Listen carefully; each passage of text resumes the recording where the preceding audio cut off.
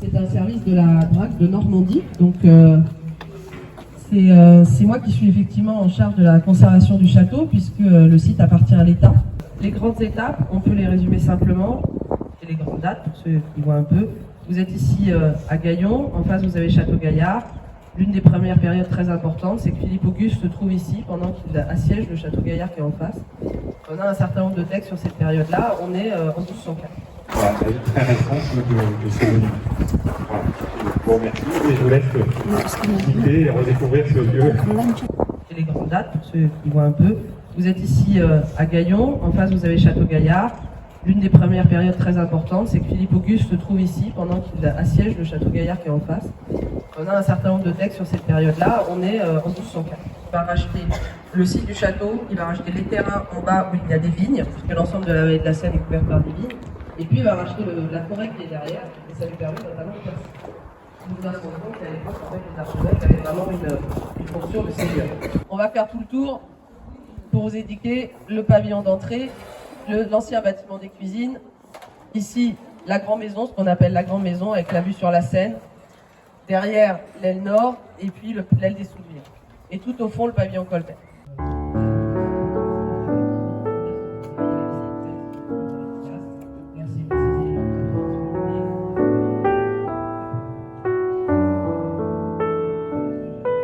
Sinon, on a mis des chaises dans la chapelle, hein, si jamais. Qu'est-ce qu'ils font les filles là? Ils sont partis visiter. Elles vont dans la chapelle, parce que...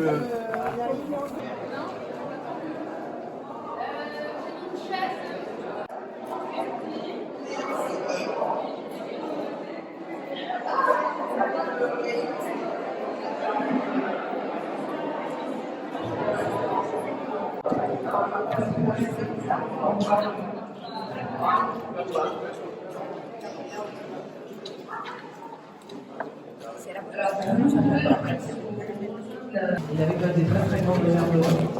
Après, dans la période carcérale, en fait, il y avait des éléments qui ont été refaits pour les lois extraordinaires. C'est ça que je voulais vous montrer, c'est cet élément de fenêtre qui est mis dans l'escalier, puisque ça représente bien en fait le système carcéral du 19e siècle. L'idée de base du système de détention, c'est qu'on passe avec le siècle des Lumières, Louis XVI et Napoléon en fait qui arrivent.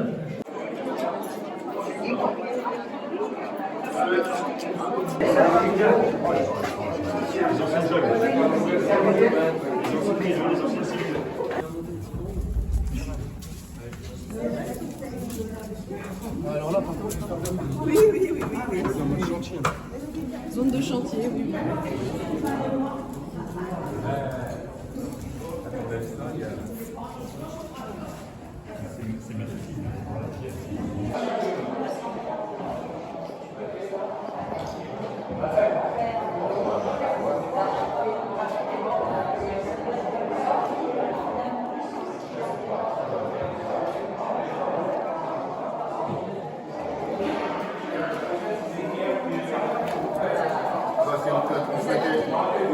Moi j'habite les Antilles, moi si vous la transmettez à Jean-Jacques, à ce moment-là, je l'aurai.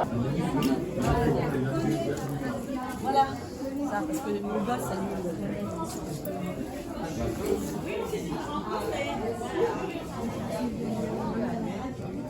Je me rappelle, moi, c'est vrai, il y avait un escalier dans le milieu de Gaillon qui montait au château. Oui, oui, il est toujours là, mais on a plus loin que le banc, parce que les... Ça, c'est Gaillon.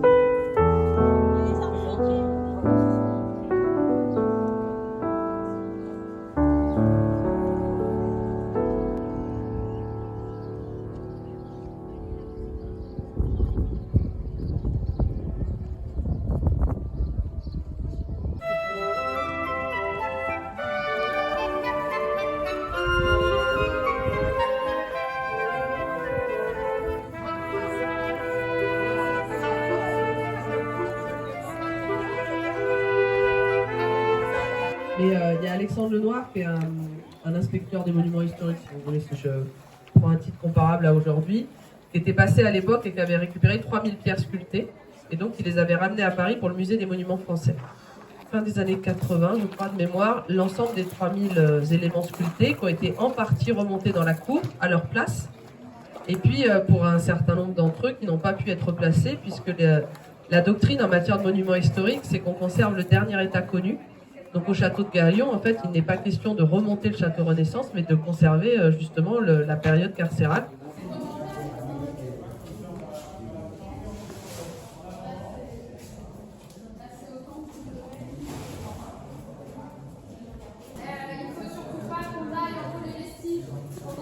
Ils sont empilés, ça tient par l'opération de je ne sais quoi. Voilà. Faites bien attention, restez bien dans l'allée principale, messieurs, dames.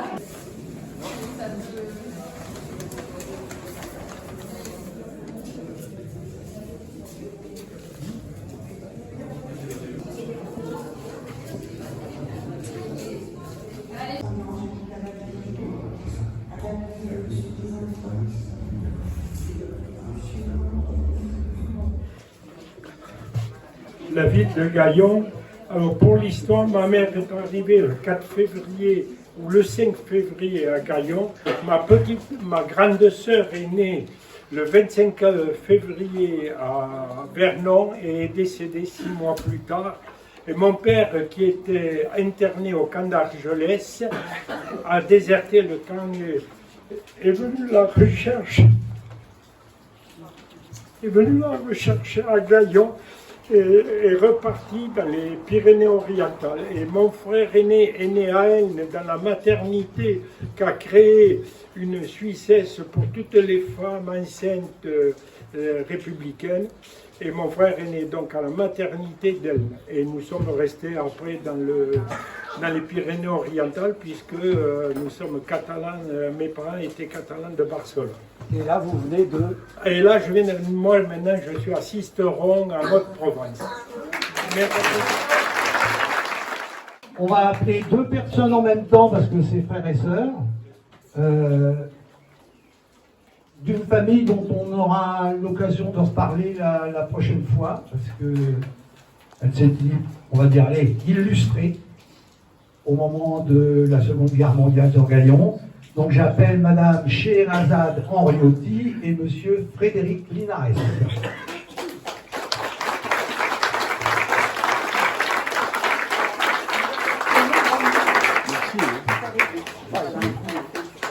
Vous ne savez pas, hein? Alors, comme mon prénom ne laisse pas présager, je suis espagnole. Scheherazade, c'est parce que je suis née à Toulouse, qui est aussi un lieu de regroupement d'Espagnols, et que je suis tombée dans la faille. N'étant pas une Française, j'ai eu le droit à un prénom bizarre, et n'étant pas espagnole, née en Espagne, j'ai un prénom aussi bizarre.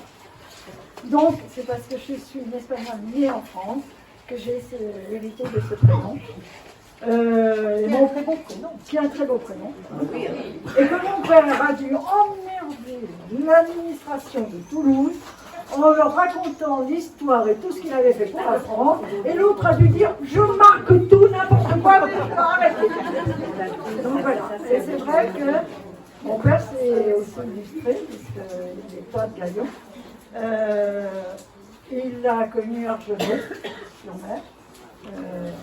Puis Vernet, puisqu'il était dans les brigades internationales en tant qu'Espagnol. Puis il a fait la résistance à Toulouse, il a été dénoncé, déporté. Puis ça n'est pas, et je suis très heureuse. Et le discours que vous avez fait m'a beaucoup touchée.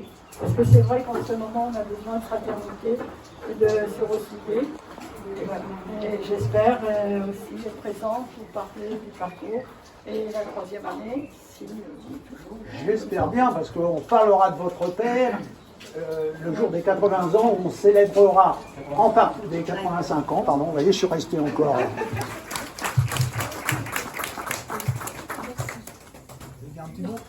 Non, l'émotion est trop forte. Voilà. Bon. Bonjour, nous sommes venus de Barcelone. Ma grande mère, ma grand-mère, elle est ici avec son 4 filles. Mon père est né en route, ici. Oui, entre Barcelone et ici, sa maman était enceinte, et donc il a accouché pendant les finances. Donc il est arrivé quelque chose ici.